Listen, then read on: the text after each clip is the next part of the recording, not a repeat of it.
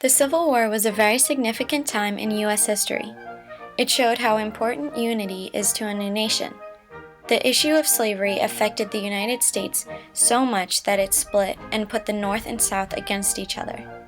As the war started, patriotism showed more and more in Northern and Southern citizens.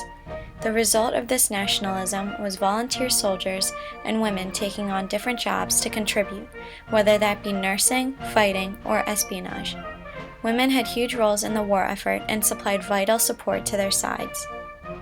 While soldiers were fighting in the war, women were mending injuries, smuggling supplies, disguising themselves as soldiers, and gathering secret information from the enemy.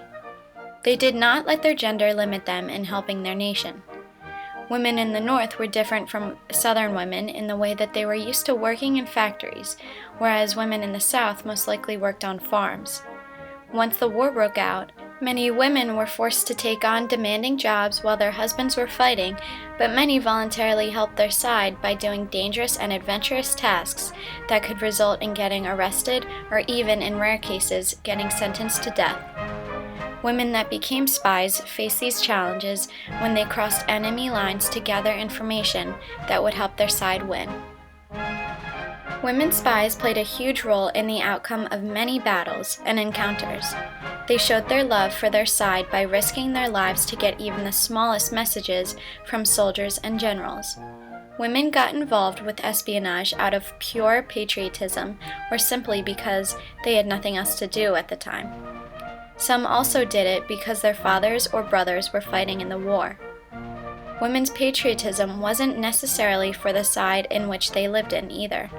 Some women in the South that had family ties in the North would become a spy for the Union.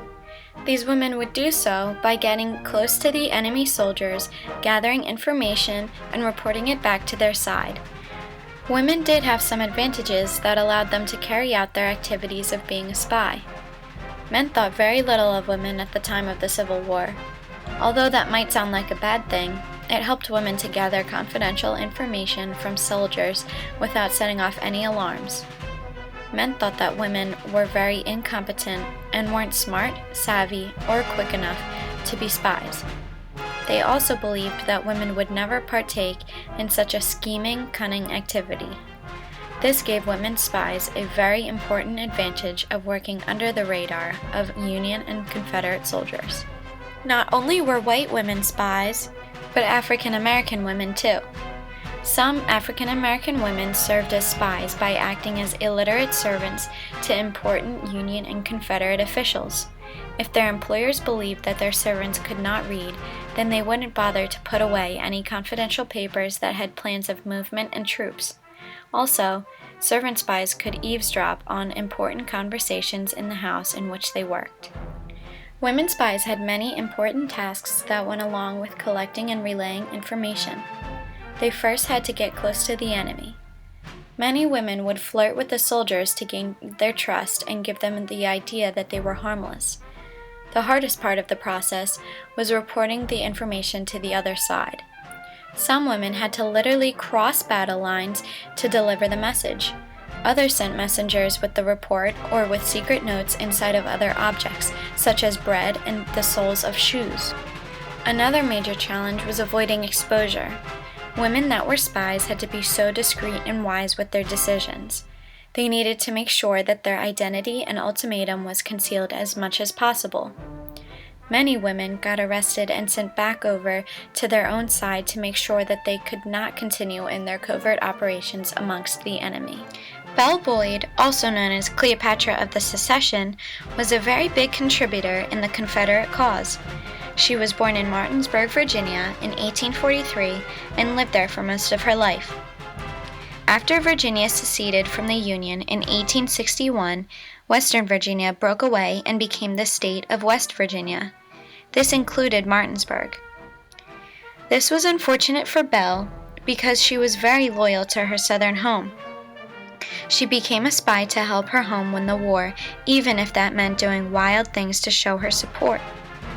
She was so passionate about the South that one day when a Union soldier came to her house to take down her Confederate flag, she shot him. In her diary, she said, "I could stand it no longer. My indignation was roused beyond control. My blood was literally boiling in my veins. I drew out my pistol and shot him. He later died from his wound, but Boyd received no penalty for it. Belle loved the risk and thrill in being a spy. She got close to the Union soldiers using her good looks and flirtatious personality, and also ran her espionage through her parents' hotel. Once she received information, she passed it on to Thomas Stonewall Jackson and helped him win the battles at Shenandoah Valley. Boyd got arrested for espionage many times and was even sent to England by force so that she could not continue her work as a spy. Eventually, she became so well known that she could not keep working as a spy regardless if she lived in England or not. Another female spy was a woman named Pauline Cushman. Pauline's story is very different from Belle Boyd's. She was born in New Orleans, Louisiana, and became an actress in theater. Due to her job, she moved around from Michigan to New York and then back to New Orleans after having trouble finding work. She got married and had children, but unfortunately the children died after childbirth and her husband died shortly after the war started. She was loyal to the Union and decided to become a spy for the North using her acting ability and pretty features to fool her enemy and figure out their plans of attack. On her first mission in Missouri, Pauline pretended to be a Southern sympathizer and was asked to give a toast to Jefferson Davis. If she did not comply, she could have been caught, so she said the toast. Because of this public display of Southern loyalty, Pauline was fired from the theater job that she still had and was released from the Union. The other Southerners, however, believed that she truly was for the Confederation. She created a cover story and was receiving valuable information until a suspicious General Braxton Bragg held her for questioning. He condemned her to death, which made Pauline the first woman spy to ever be sentenced to execution.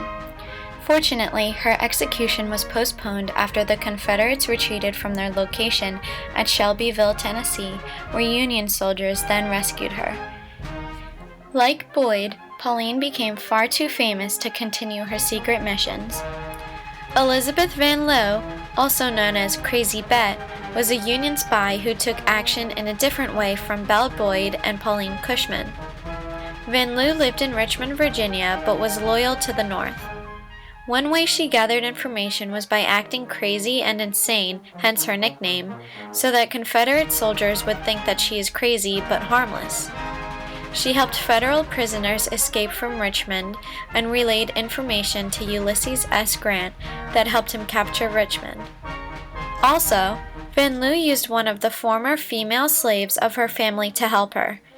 Mary Elizabeth Bowser was a slave of the Van Lowe family until her owner, John Van Lowe, died. Elizabeth Van Lowe freed Mary but sent her to a school in Philadelphia to receive an education.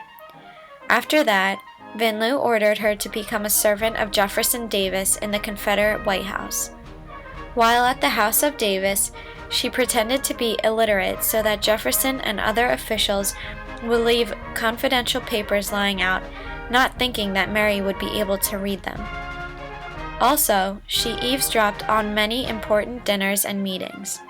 Once she acquired her information, she went back to Van Lowe each night to tell her.